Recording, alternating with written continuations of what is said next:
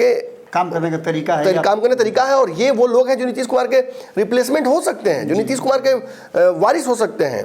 ये नीतीश कुमार ने इन पर तो कभी नहीं चाकू चलाया। बिल्कुल। चाकू चली किस पे? चाकू चली ललन सिंह पर, लेकिन आज भी ललन सिंह प्रिय हैं इनके, वरना आरसीपी की तरह उनको भी बाहर जाना पड़ता है। आरसीपी सिंह पर चली, वो कुशवाहा समाज से आते हैं, वो नीतीश कुमार के प्रोबेबल वारिस हो सकते थे। इसीलिए आसपास के लोग जो इस लौकुश समीकरण से नहीं आते हैं और जो सोचते हैं कि नीतीश कुमार अब बहुत समय नहीं बचा है, जल्दी ही ये हो जाएगा पावर शिफ्ट और फिर मैं ही वो एब्सोल्यूट पावर सोर्स बन जाऊंगा। फुल टाइम अध्यक्ष राष्ट्रीय बनाते हैं, कार्यकारी बना के उनके आसपास एगो बॉर्डर नहीं लगाते हैं कि देखो भाई इनको मारने की जरूरत नहीं है, ये परमानेंट नहीं है, टेम्पोररी है। जैसे ही स्थापित हो जाएगा कि राजा के बाद यही, वैसे ही उनकी काट शुरू होगी। और एक बात इसमें अतिरिक्त में इफ दिस देन दैट वाला क्लॉज लगता है कि यदि वो उत्तराधिकारी लौकुश समीकरण से आ जाता है तब तो उसकी भ्रूण हत्या भी तो होनी तय है, उसे उगने भी नहीं दिया जाएगा। अब मनीष वर्मा जिनको जर्मिनेट नहीं होने दिया गया और उनकी भ्रूण हत्या राजनीतिक की गई है, ये क्यों की गई है आप धीरे धीरे समझ गए होंगे बाबा। अब दर्शकों को समझा देता हूँ इस बात को।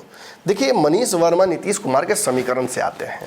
पिछले 1.5-2 साल से रामेश्वर महतो पार्टी के मेन स्ट्रीम से काट दिए गए। जिलाध्यक्षों के एनडीए के बैठकें होनी है, कार्यक्रम होने हैं, सदस्यता अभियान चल रहा है, तो इसलिए मनीष वर्मा को रोक दिया था। तो 7 को कमेटी जो बनाए थे उसको काहे नहीं रोके? जी। और तो गलत हो, नीतीश कुमार के साथ रहना चाहिए। अशोक चौधरी से सीखिए, संजय झा से सीखिए, और किसे सीखिए जो अब तक बचा हुआ है वहाँ उस लिस्ट में जिसका नाम नहीं आया है, कुशवाहा की कब्रगाह वाला में, कुशवाहा कुर्मी वाला में। वर्मा जब से ज्वाइन किए तब से लगातार, मैंने कल दिखाया अभी तक, कार्यकर्ताओं के पास जा रहे हैं, जिला स्तरीय लोगों से मिल रहे हैं, प्रखंड स्तरीय लोगों से मिल रहे हैं, बैठकें कर रहे हैं, आके रिपोर्ट नीतीश कुमार को सौंप रहे हैं, फिर जा रहे हैं, फिर आ रहे हैं। तो संवादहीनता थी नहीं जी। कल के बेवकूफ़ का मैं बात सुन रहा था, बड़ा विश्लेषक है, वो कह रहे थे कि संवादहीनता स्थापित हो गई, ऐसा हो गया, वैसा हो गया, मनीष वर्मा पावर बढ़ने लगा। अरे मनीष वर्मा हमारा खास तौर पे अभी जर्मिनेट भी नहीं हुए थे जदयू में। बिल्कुल। अरे तो आपका मेरा परसेप्शन है, हमारा मीडिया काम ही हम सेंसेशन क्रिएट करेंगे। अब तिल का तार नहीं बनाएंगे तो हमारा देखेगा कौन खबर? डोमिनेंस इस पार्टी में अब नहीं होगा। नीतीश एकमात्र लवकुश का चेहरा रहेंगे और उन्हीं के साथ लवकुश की ये पार्टी इति श्री रेवा खंडे अंतिमो अध्यायो।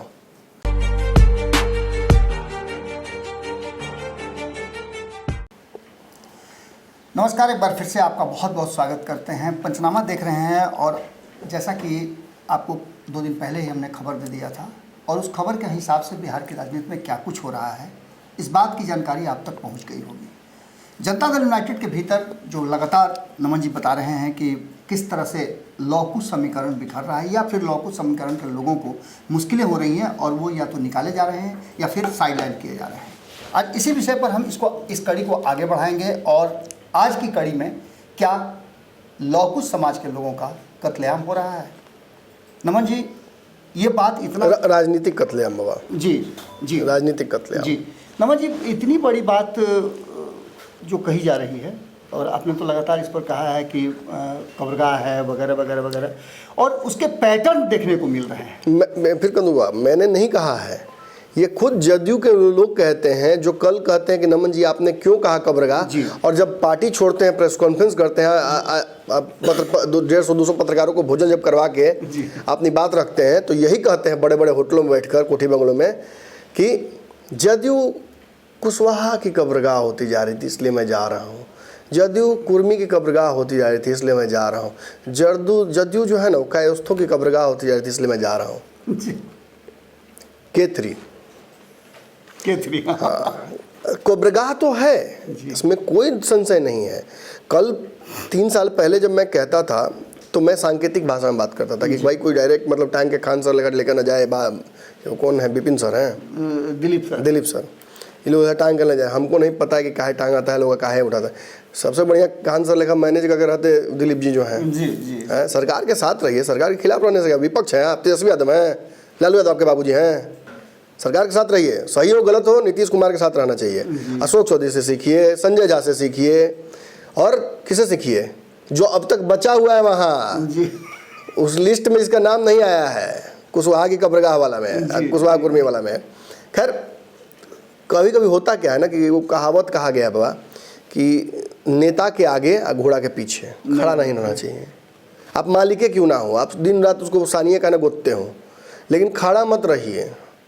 कब आपका नंबर आ जाएगा कोई गारंटी नहीं है। किसके खिस में किसको चमाटा पड़ जाए और किसके भक में किसको लताड़ पड़ जाए कोई गारंटी नहीं है। जी। अब मनीष वर्मा बेचारे, अब कल तो उनका एक तरह से मान के चलिए, मैंने जो शब्द का प्रयोग किया था वो था पॉलिटिकल प्रूनिंग, छटाई कर दी गई राजनीतिक। संजय झा का लेटर भी बड़ा मजेदार था, मैंने कल कहा था आपको, वो लेटर दिखाइए भाई, खूब चर्चा हो रही है। उस लेटर को दिखाइए फिर से एक बार। पत्र में बात हो रही है राष्ट्रीय महासचिव की। जी। पत्र निकाला किसने है? प्रदेश अध्यक्ष ने। पत्र में अपना पावर किसने प्रैक्टिस किया है? तो राष्ट्रीय कार्यकारी अध्यक्ष। और देखिए इसके पीछे मोटिव किसका निकाला जा रहा है? नीतीश कुमार का। सर्वे सर्वा, one man army, single power, the most eternal singularity, Nitish Kumar, उनके अलावा कोई देवता नहीं। लेकिन सच्चाई तो यही है कि मोटिव क्या हो सकता है?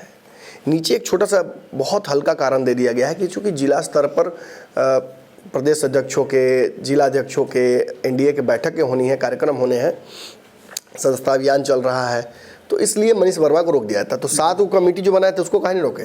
जी। और पैटर्न भी देखने को मिल रहा है। 7 जो कमेटियां बनी तो उसको भी रोकना चाहिए था। बिल्कुल। जदयू अपना सारा कार्यक्रम रद्द कर देती, नीतीश कुमार अपनी यात्राएं रद्द कर देते हैं, और फिर कहीं ना कहीं मिलजुल कर एनडीए बैठक की तैयारी करता। बाबा 2 बात यहाँ मैं समझाना चाहूँगा दर्शकों, आप बहुत स्मार्ट हैं, आप पंचनामा देखते हैं, अलर बलर इन्ने उन्ने का नहीं देखते हैं, इसलिए एक बात आप जान लीजिए, मैं यहाँ बता दूँ आपको, ये अघोषित तौर पर उस वक्त से पहले चुनाव की भी घोषणा है जी। अब एकजुट होकर सारे जो गठबंधन के दल हैं वो काम करने वाले हैं। जदयू रिंग लीडर बनेगी, मॉनिटर बनेगी क्लास का, निश्चित ही क्लास टीचर नरेंद्र मोदी हैं। जी। लेकिन चूंकि उनका पैर नीतीश कुमार छूते हैं इसलिए उनको मॉनिटर बनाया गया। टीचर्स पेट कहा जाता है इसको, टीचर्स पेट। सबसे प्रिय कौन है, उसी को मॉनिटर बनाया जाता है, तो वही मॉनिटर नीतीश कुमार जी को बना दिया गया है। और नीतीश ही फैसला इसलिए लेंगे क्योंकि आज आपने सुना होगा सम्राट चौधरी का एक बयान, जी, सम्राट चौधरी ने कहा, जो बार बार नीतीश कुमार के सामने नतमस्तक रहते हैं, वो आज तो भारत रत्न देने की बात जो है वो तो मुझसे भी आगे, जो दिया किसने, हम लोग किसी को नहीं पता था कि भाई हम लोग बैठ के सिनेमा देख रहे थे, वो जो बना था पॉलिसी वाला फिल्म, भाजपा का दिखा रहे थे, भाजपा के नेता कोई सभी पत्रकारों को, उसी में खबर आती है कि भाई भारत रत्न मिल गया, आधा से ज्यादा नेता वहीं फरार। उस समय गठबंधन नहीं हुआ था जी। और जैसे ही कर्पूरी ठाकुर को भारत रत्न देने की घोषणा हुई, नरेंद्र मोदी का फैसला था, नीतीश का फैसला नहीं था। आप मांग कर सकते हैं, फैसला लेने का अधिकार सरकार के पास होता है। तो यदि नरेंद्र मोदी ने लिया तो आज नीतीश कुमार को उसका श्रेय क्यों दे रहे हैं सम्राट चौधरी? इसका मतलब यही है कि उनको पता है कि अभी क्लास टीचर यहाँ नहीं है, लेकिन मॉनिटरवा तो है ना, देख रहा है, तो मॉनिटर को इसका श्रेय दो जी, ताकि मॉनिटर्स पे हम बन सकें जी, हमारा कुर्सी पे कोई बने ध्यान ना दे। खैर ये तो अपनी जगह पर है, सम्राट चौधरी छोड़िए नीतीश कुमार की पार्टी में, लेकिन इतना सम्राट चौधरी को भी पता चल गया कि जदयू को कुशवाहा कुर्मी की कब्रगाह में क्यों कहता हूँ, क्योंकि अनफॉर्चुनेटली या फॉर्चुनेटली उसी जाति उसी समीकरण से वो भी आते थे। मतलब नीतीश कुमार का कोरोना इतना खतरनाक है उनके पार्टी का कि दूसरे देश में जाकर भी मार देता है, इसकी मारक क्षमता बहुत खतरनाक है। भाजपा जैसी पार्टी भी तबाह है उससे। रडार पर तो ये भी थे ही, बचे हैं बड़ी मुश्किल से। मैं तो कह रहा हूँ अगर मोदी जी इनके ऊपर नहीं होते हैं, सम्राट चौधरी पर मेहरबान, तो इनकी भी राजनीतिक छटाई तो कर दी थी नीतीश कुमार ने। व्यवस्था बढ़िया इनका हुआ था। अच्छा सोचिएगा, इनकी भी व्यवस्था हुई, उपेंद्र कुशवाहा की व्यवस्था हुई, सबकी व्यवस्था हुई। लेकिन मोटिव क्या है? देखिए, एक तो अलग अलग जो नेता अब तक हटते रहे हैं, छटाते रहे हैं, मनीष वर्मा पार्टी से अभी नहीं हटाए गए हैं और कोई ऐसी गलती तो उन्होंने सामने की नहीं है कि जिनकी गलती इतनी बड़ी सजा दी उनको दी जाए, लेकिन इसका अंतर परीक्षण करना जरूरी है। और शुरुआत जानते हैं, जो कहा था पेशेंट जीरो जी, शुरुआत कहा जाता है किसी भी अगर बीमारी को ट्रैक किया जाता है कि अरे ये तो कोरोना का नया वेरिएंट आया है फरोना, तो फरोना कहाँ धराएगा? तो पहला फरोना का पेशेंट कौन था भाई? और जीनोम से ट्रैक किया जाता है कि इससे किसको, उससे उसको, उससे उसको, फिर पहला आदमी पकड़ा था, अच्छा बैठा हुआ है भारत लैब में कुर्सी नंबर 3 पर, रुकिए मोटा सा आदमी है, वही है फोरना वाला, पकड़िए उसको। तो पकड़ के उसको सरकार या जो भी जांच एजेंसियां होती हैं उसको चेक करती हैं, अलग अलग चीरफाड़, जैसे हम करते हैं चीरफाड़, वैसे ही चीरफाड़ करके उसका निकाला था कि पेशेंट 0 यही है। तो वहीं से शुरू होता है। तब भाई जो कुर्मी कुशवाहा की कब्रगाह बनी है जदयू, तो इसका पेशेंट 0 कौन है जी, लिस्ट तो लगता है आपके पास है। शुरुआत तो हुई थी सतीश कुमार से जी, जिन्होंने लवकुश समीकरण को एकजुट करने का जिसने कुर्सी लगाई उसी को उस ब्याह में शामिल नहीं होने दिया, शामिल नहीं करने दिया गया। सतीश कुमार बेचारे बहुत इंतजार करते रहे और नीतीश कुमार को ऊपर लाने के लिए उन्होंने हर वो प्रयास किया, मंच तक उनको दे दिया। लेकिन पहली जो ग्रास बने, पहली जो छटाई कटाई शुरू हुई, वो पहला बलि इन्हीं का चढ़ा, पहला बलि उन्हीं की चढ़ी। पेशेंट 0 वही है जी, पेशेंट 0। उसके बाद 23 बताते जाइए नाम। उसके बाद एक लाइन से सुन लीजिए आपकी नागमणि कुशवाहा हैं, उनकी पत्नी सुमित्रा सिन्हा हैं, रेणु कुशवाहा हैं, अवधेश कुशवाहा हैं, मंजू वर्मा हैं, रणविजय सिंह हैं, कृष्णनंदन वर्मा हैं। उसके फहरिस्त लंबी है। उपेंद्र कुशवाहा का नाम ये सब तो बहुत बाद में आए। हाँ। इस कड़ी में आपको शरद यादव हालांकि दूसरे थे, लेकिन नंबर 2 कुर्सी के नंबर 2 थे वो। अब नंबर 2 की अगर बात करें उपेंद्र कुशवाहा, ओबीसी भाईचारा में लपेटा गए। निश्चित रूप से प्रशांत किशोर भी उसी लाइन में आते हैं। अंततः आरसीपी सिंह आते हैं और आरसीपी सिंह के बाद अगर नंबर किसी का लगा है तो वो नंबर लगा है मनीष वर्मा। अलग अलग जो लोग ये छटाई जिनकी हुई जी या छुट्टी ही हुई, देखिए पहले तो छटाई होती है, छुट्टी तो अपने से लोग करता है। किसी को पार्टी से थोड़ी निकाला गया है। नीतीश कुमार नहीं, हाँ नीतीश कुमार किसी को पार्टी से निकाला। आरसीपी खुद गए, उपेंद्र कुशवाहा खुद गए, फिर देखा रामेश्वर महतो खुद गए। उसके बाद आप देखिए कि मनीष वर्मा भी अब खुद अब मतलब खुद जाएंगे कि कूद जाएंगे को भगवान जाने। अब ये देखना होगा, अगर आप में है ताकत। असली वीर का परीक्षण होता है वहीं पे मैदान में, जब नीतीश कुमार आपकी तरफ देखना छोड़ दें जी, तब जी के दिखाइए। बिना ऑक्सीजन के जी लीजिएगा, लेकिन नीतीश के जो कृपा नहीं मिलती है, जो डायरेक्ट देख के नीतीश कुमार कहते हैं नमस्कार नमस्कार, खूब काम किया है, आपको भी काम करना है, और काम तो होता ही रहता है जी। हम तो खूब काम किए हैं और आप भी काम कीजिएगा, लेकिन आपको अब काम नहीं करने दिया जाएगा। आपका काम मैंने कर दिया है। लेटर निकालिए, दीजिए इनको लेटर। मनीष वर्मा के ऊपर देखिए कयासबाजी तो जारी है। जिन पत्रकारों को हिंग फिटकरी भी नहीं पता इसमें, वो भी बड़का विश्लेषक बन रहे हैं, क्योंकि पिछला पैटर्न पता है। अब हमने तो बिल्ली गले में घंटी बांध दी, तो अब ढेर लोग इस घंटी को जानते हैं, बजाते चलेंगे। नमन जी, मुझे याद आ रहा है कि मनीष वर्मा जब पहली बार लाइमलाइट में आए थे, तब उनको उनके जो फैमिलियर बैकग्राउंड है उसको तलाशा जा रहा था। नीतीश कुमार के ममेरा हैं, फुफेरा हैं, चचेरा हैं, ये सब कहा जा रहा था। और कहा यहाँ तक जा रहा था कि नीतीश कुमार जब जाएंगे, अगले आरसीपी होंगे जी, नीतीश कुमार जब जाएंगे इलाज कराने के लिए, देखिए नीतीश कुमार ने कितना बड़ा झटका सबको दिया है। वो इलाज कराने पिछले 1 साल से जा रहे हैं, इसी बहाने ढेर लोगों को चेक हो जाता है। और इसी में बहुत सारे लोग चेक भी हो गए। एक फिल्म था, इसमें ओमपुरी 4 बार मरने का नाटक करते हैं।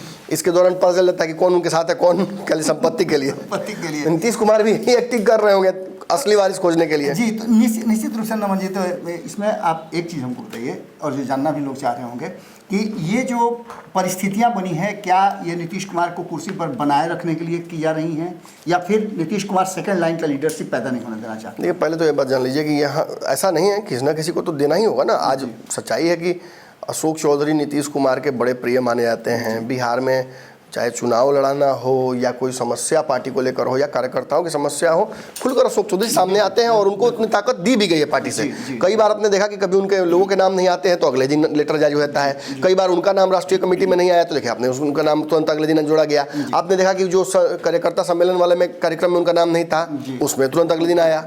तो अशोक चौधरी का प्रभाव है, और उस प्रभाव को नीतीश भी स्वीकारते हैं, ये कोई इसमें कोई संशय नहीं है। फिर आपने देखा कि विजय चौधरी लगातार कार्यकर्ताओं से मिलना, नीतीश कुमार के आसपास उनके कार्यक्रमों का ध्यान रखना, नीतीश के नंबर 1 माने जाने वाले बिहार में वही हैं, वो भी लगातार लोगों से मिलते हैं, और जदयू के लोग मानते हैं कि पावर सेंटर वो भी हैं। तो वो ऐसा तो नहीं है कि नीतीश कुमार उनको उनकी काट छाट करते हैं। संजय झा रहे हैं कालांतर में बड़े प्रिय, संजय झा आज भी प्रिय हैं। संजय झा पार्टी में नीतीश कुमार के बाद नंबर 1 उनको माना जाता है, और चूँकि दिल्ली की राजनीति कर रहे हैं तो इसलिए बिहार में बहुत इंटरफेयर नहीं करते, लेकिन बिहार की राजनीति को पैसिवली कंट्रोल वो कर रहे हैं। और इस वक्त जिस गठबंधन में नीतीश कुमार है, कहा भी जाता है और ये तो सत्यापित भी है कि वो उसका मुख्य कारण अगर कोई है तो वो संजय झा ही हैं। भाजपा के साथ रिश्ते सुधारने और भाजपा के साथ आज इस सहज व्यवस्था को कायम करने में संजय झा का एक बहुत बड़ा रोल है। तो वो भी नीतीश कुमार उनको भी स्वीकारते हैं। अनफॉर्चुनेटली इनमें से कोई भी नाम जितना मैंने लिया, कोई भी लौकुश समीकरण में से नहीं आता है। बाबा अब मैं पैटर्न स्टेब्लिश करने लगा हूँ। और इसके अलावा अगर आप नाम लेते हैं नीतीश कुमार के आसपास तो कुछ ऐसे भी नाम हैं, कोई उनका रंगरक्षक रहा है बहुत दिन तक, कोई उनका सलाहकार रहा है बहुत दिन तक, कोई उनका फेवरेट ब्यूरोक्रेट रहा है, नवरत्न जिनको कहते हैं, वो बिहार में काम कर रहे हैं, किसी भी विवाद हुआ उनको छांट दिया, कोई रहा कोई ठीक काम कर रहा साथ में रहा, कई विभागों में देखिए कि एक ही आदमी रिपीट होता रहता है। तो ये नीतीश कुमार के काम करने का तरीका है, काम करने का तरीका है, और ये वो लोग हैं जो नीतीश कुमार के रिप्लेसमेंट हो सकते हैं, जो नीतीश कुमार के वारिस हो सकते हैं। ये नीतीश कुमार ने इन पर तो कभी नहीं चाकू चलाया। बिल्कुल। चाकू चली किस पे? चाकू चली ललन सिंह पर, लेकिन आज भी ललन सिंह प्रिय हैं इनके, वरना आरसीपी की तरह उनको भी बाहर जाना पड़ता है। आरसीपी सिंह पर चली, कुशवाहा पर चली, आज रमेश महतो तक बात पहुंच गई है, और कल उमेश कुशवाहा हो या मनीष वर्मा हो, इन लोगों तक भी ये बात पहुंचेगी। और अंतिम, चूंकि कोरोना फैल गया है, कोरोना फैल गया है, तो कोरोना पहुंचेगा सब तक। आप घर में लुका जाइए, आप पाताल लोक पे बिला जाइए, आया था तो सबको सटा था, जो उसमें बच गया सो बच गया। अब जो जिनका क्या कहते हैं उसको इम्यून सिस्टम ललन सिंह जैसा था वो बच गए जी, लौट कर भी आ गए। हाँ, लेकिन जिनका कमजोर था आरसीपी वाला, वो आज तक तलाशे कर रहे हैं कि इलाज क्या है। आशा एक विश्वास, आशा एक भरोसा, आज भी उम्मीदें बैठे हुए हैं वो आशा से कि मैंने कि भाई कौन सा समीकरण नया मिलेगा। लेकिन देखिए इससे पैटर्न क्या एस्टेब्लिश होता है। ज़्यादातर जो राजनीतिक कत्लेआम हुआ है, नरसंहार हुआ है पार्टी में, कुर्मी कुशवाहा, हाँ पॉलिटिकल नरसंहार, वो कुर्मी कुशवाहा का ही हो रहा है।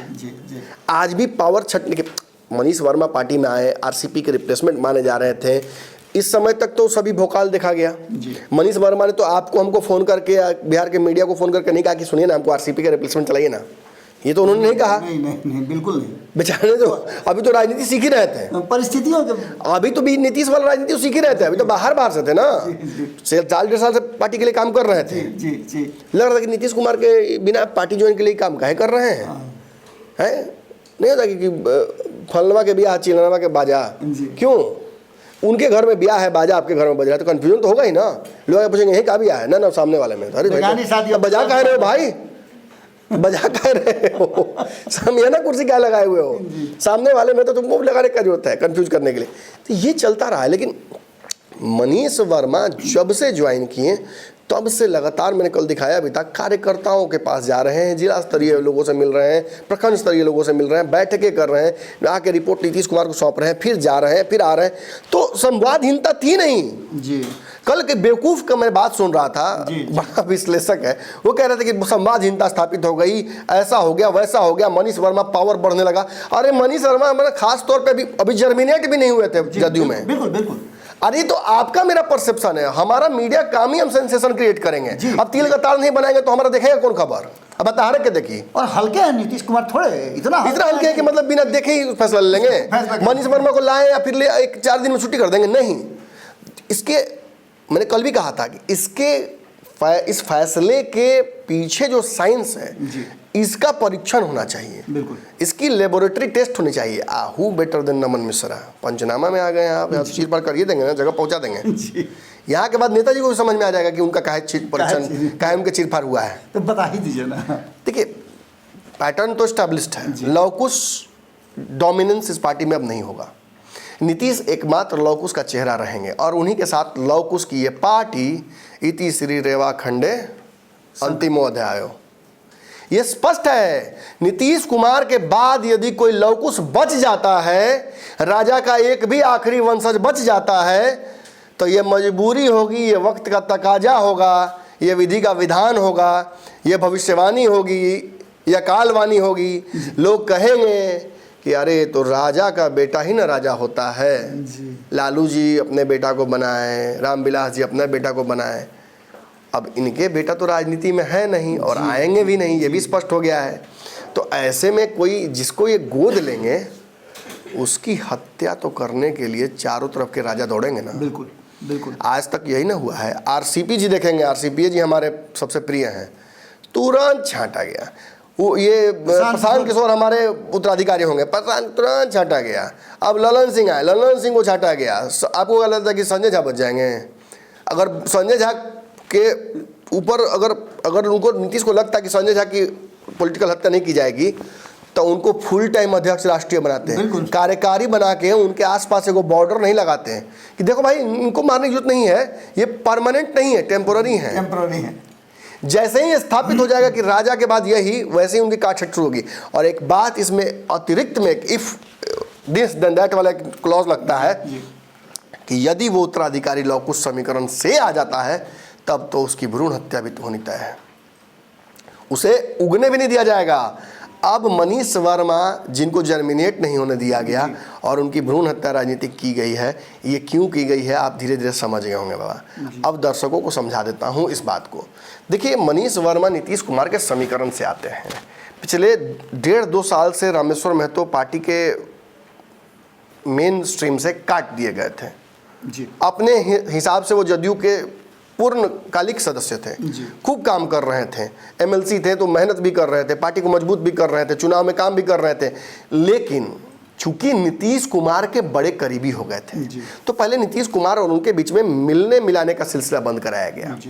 नीतीश कभी खोज भी देते थे तो रामेश्वर बात मैं तो इस बात को कंफर्म करेंगे कि उनको नहीं पहुंचने दिया गया वहां तक। और उसके बाद धीरे धीरे इसी संवादहीनता का फायदा उठाकर उनकी राजनीतिक हत्या कर दी गई और वो हो चुके थे कत्ल और उन्होंने मन बना लिया था पार्टी छोड़ने का। लेकिन धीरे धीरे उनको उम्मीद जो थी कि नहीं, नीतीश जी मेरे प्रिय हैं, नीतीश जी मेरे पिता तुल्य हैं, ये हैं वो हैं, आगे चल के उनको ये समझ में आ गया कि इस यहाँ सबसे बड़ी गलती रामेश्वर महतो की यही है कि वो महतो समाज से आते हैं, वो कुशवाहा समाज से आते हैं, वो नीतीश कुमार के प्रोबेबल वारिस हो सकते थे। इसीलिए आसपास के लोग जो इस लवकुश समीकरण से नहीं आते हैं और जो सोचते हैं कि नीतीश कुमार अब बहुत समय नहीं बचा है, जल्दी ही ये हो जाएगा पावर शिफ्ट और फिर मैं ही वो एब्सोल्यूट पावर का पावर सोर्स बन जाऊंगा, और वो ही लोग नीतीश कुमार के आसपास लोगों को काटते रहे हैं। बिल्कुल, आज सच्चाई है कि आप ये कॉन्फ्लिक्ट ऑफ इंटरेस्ट वाली जो बात मार्केट में आ रही है कि चूंकि मनीष वर्मा का कार्यक्रम चल रहा था और इस वजह से चूंकि हमें कार्यक्रम करना था एनडीए का, तो दोनों से देखकर ये ना लगे कि जदयू अपनी ताकत अलग से बढ़ाने की कोशिश कर रही है। अरे मनीष वर्मा के ताकत बढ़ा देने से भी, या कार्यक्रम लगातार करने से भी जदयू को कौन सा गिलहरी वाला भी फायदा होने वाला था इस राम सेतु में। मनीष वर्मा एक्सक्लूसिवली अपना ताकत बढ़ा रहे थे जी। वो पार्टी में अपना प्रभाव बढ़ा रहे थे, वो कार्यकर्ताओं के बीच जा रहे थे तो उनकी पॉपुलैरिटी बढ़ रही थी। वो पटना में रुकते थे तो लोगों से मुलाकात करते थे, कार्य निष्पादन करते थे, कार्यकर्ताओं की मदद करते थे, कार्यकर्ताओं की पैरवी करते थे। और ये सब पैरवी वो करने लगे थे तो किसको बेचैनी होगी? जो अपने यहाँ दरबार लगाता है, जो अपने यहाँ कार्यकर्ता को बुलाता है और लोग उसके कार्यकर्ताओं को, उस जाति के नेताओं को, उस जाति के लोगों को मजबूर करता है कि सुनो तुम हो गए नीतीश कुमार की जाति के, लेकिन तुम आना पड़ेगा ब्राह्मण, भूमिहार, राजपूत और दलित के दरवाजे पर, और तुम्हें मेरे यहाँ काम कराना पड़ेगा, हाथ जोड़कर खड़ा रहना पड़ेगा। दुख हो रहा होगा, होना भी चाहिए। अपने हाथ से आपने अपने लिए लिखा है ये कहा जाता है कि डेथ वारंट, और अब इस डेथ वारंट का जब समय आ गया है तो दुख नहीं होना चाहिए। सहर्ष स्वीकार कीजिए, बक्सर से बनी हुई रस्सी गर्दन में लटकाइए और अंडमान निकोबार द्वीप समूह में कूद जाइए, क्योंकि उससे पहले आप मिलने वाले नहीं हैं। जो जो यहाँ से फेंकाए हैं वो खोजे गए हैं, मिले नहीं हैं।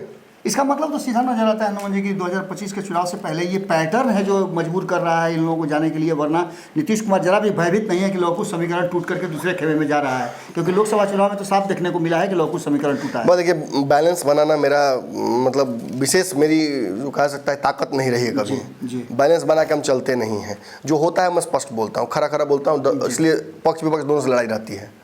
ऐसा नहीं है कि आपके बारे में बोल रहे तो उससे बहुत पटता है।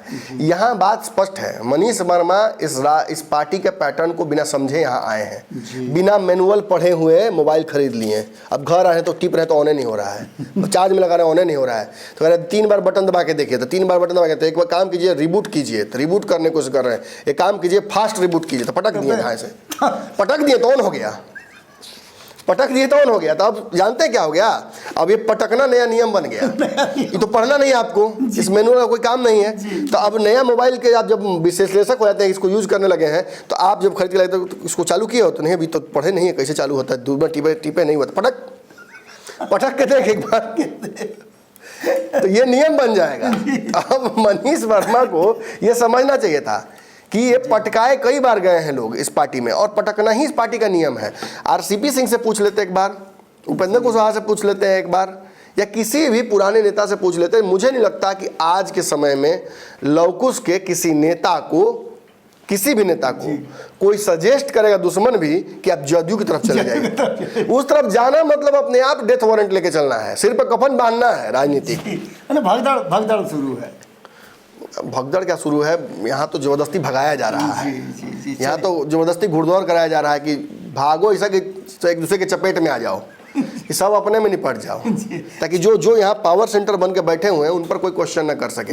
कितना चालाकी से लोग प्रोटेक्ट करते हैं, कोई उनका उनसे पैसा लेता है, कोई उनसे पैसा लेता है, कोई उनका विश्लेषक है, कोई उनका माउथ पीस है। नहीं, इनकी गलती नहीं होगी, मनीष वर्मा की गलती होगी, उनकी गलती नहीं, आरसीपी की गलती है, उनकी गलती नहीं है, उपेंद्र कुशवाहा की गलती है, पूरी दुनिया गलत है। सही एक ही आदमी है, नीतीश कुमार।